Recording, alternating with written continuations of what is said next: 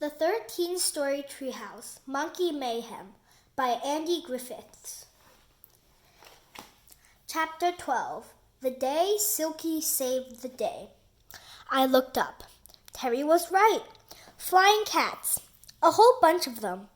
13 to be exact, with Silky in the lead.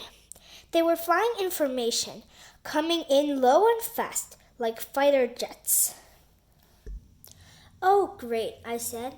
As if a giant gorilla wasn't bad enough, now we're being attacked by a flock of flying cats.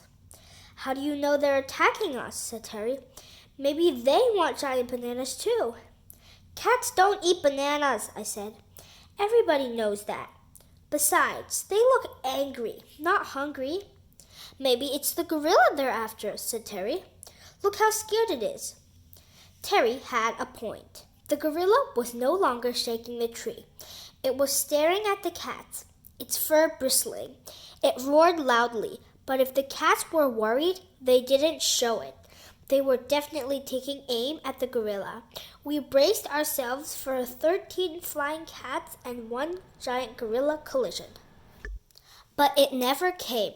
At the last possible moment, the cats separated into two groups, flew past the gorilla, and soared up into the sky, where they reformed into a menacing circle above us.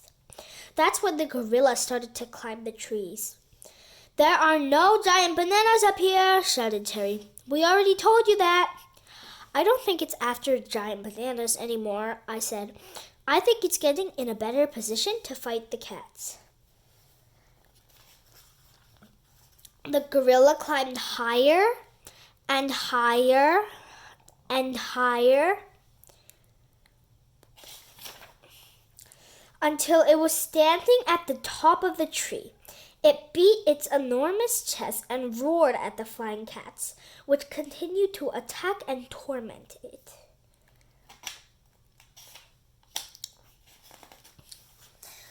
The cats swooped and the gorilla swiped.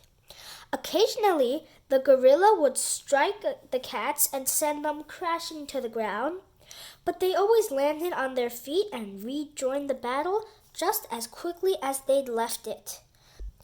Eventually, the 13 ferocious flying cats became too much for the gorilla.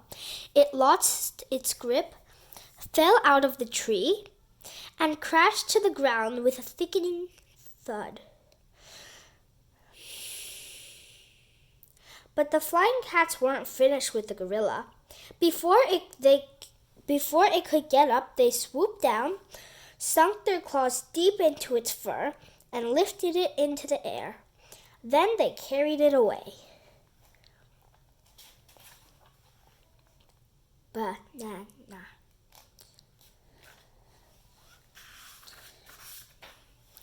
Well, it looks like Silky and her pals saved the day, said Terry. If I hadn't turned her into a flying cat, the treehouse would have been destroyed for sure. I was about to point out that the only reason the treehouse was in danger in the first place was because of him, his sea monkeys, and his stupid giant banana, but at that moment the doorbell rang. Oh no, I said, not more sea monkeys. Terry, how could you? But Terry didn't answer. He was already gone. Chapter 13. The End. I raced Terry, determined to stop him from hatching another bunch of eggs that might threaten our treehouse, not to mention our lives. But it wasn't Bill the postman. It was Jill, and she was panting as if she'd run the whole way over. That was Silky I saw, she said, flying away from your treehouse with a giant gorilla. Yes, said Terry. I elbowed him hard. He means no, I said. Yes, that's right, said Terry. I mean no. Jill frowned. I'm sure that was Silky. But isn't Silky white? I said. All those cats were yellow, and they were flying. Does Silky fly? You didn't mention it on your poster. Well, she doesn't usually, said Jill. But one of those cats was Silky. I'm sure of it. I'd recognize her anywhere. And the two of you know something. I can tell. You'd better start talking. And fast. I'm sorry, I said, but it wasn't my fault. It was Terry. He painted Silky yellow and turned her into a canary. Well, a catenary, I guess. And then she flew away. I'm really, really sorry. A catenary? Said Jill slowly. Terry turned Silky into a catenary? Yes, and like I said, I tried to stop him. But I'm so glad you didn't, said Jill. Huh? I said, you don't mind? Not at all, said Jill. In fact, it's fantastic. I've been really wanting to get a canary, but I was worried that Silky would eat it. Having a flying cat is like having the best of both pets. Thank you, Terry. You're welcome, said Terry.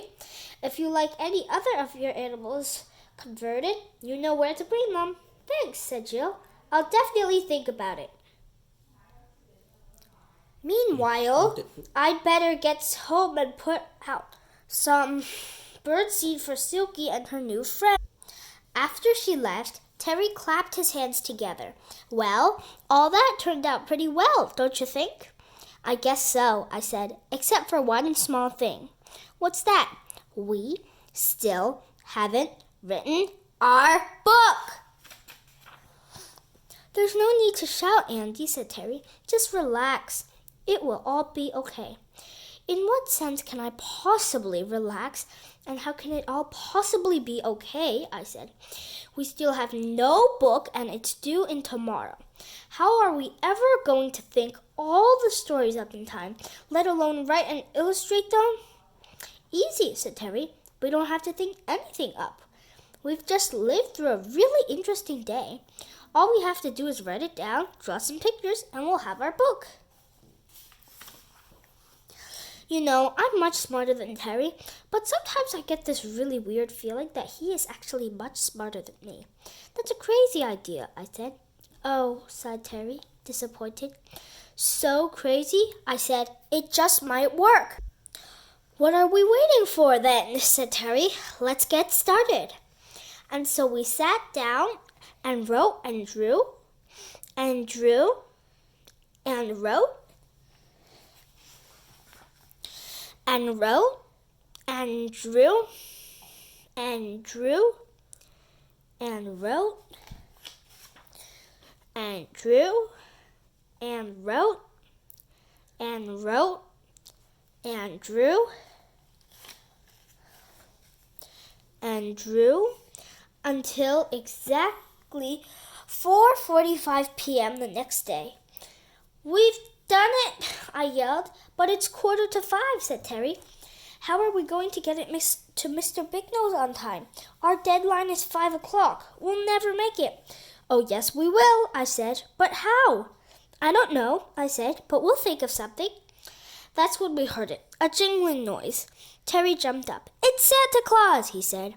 Quick, get the stockings, hang them up, and pretend we're asleep. But it's not Christmas Eve, I said. In fact, it's not even Christmas. We went to the edge of the deck, and this is what we saw. Jill was flying through the sky toward us in a pram drawn by Silky and the other flying cats. Check out my flying cat sleigh, she said, as she hovered in midair beside us. Want to come for a ride? We can't, I said. We're busy. We're trying to figure out how we can get our book to Mr. Bignose in the city by 5 o'clock. I could take you, said Jill.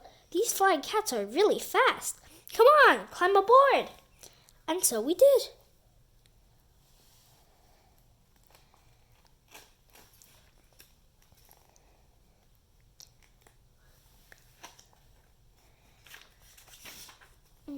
And that's how we got the book to Mr. Bignose on time. And then he published it.